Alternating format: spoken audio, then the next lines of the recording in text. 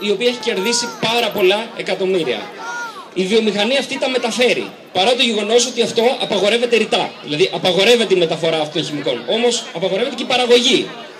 Αυτή λοιπόν η πολεμική βιομηχανία τα παράγει πρώτον. Δεύτερον, τα μεταφέρει στη Συρία.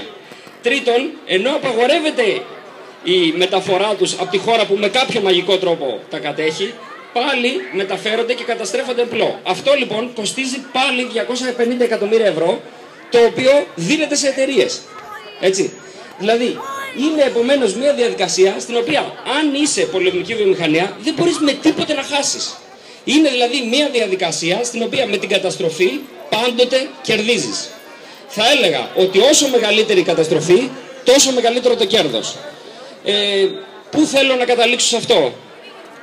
Όλο αυτό το πρόβλημα της μετανάστευσης με τις δολοφονίες ή τους πνιγμούς μεταναστών στη θάλασσα, η καταστροφή των χημικών πάλι στη θάλασσα, είναι μια διαδικασία η οποία σαφώς συνδέεται. Δηλαδή οφείλεται στον πόλεμο και στην κερδοσκοπία της πολεμικής βιομηχανίας. Όσο πιο μεγάλη η καταστροφή, τόσο μεγαλύτερο το κέρδος της πολεμικής βιομηχανίας.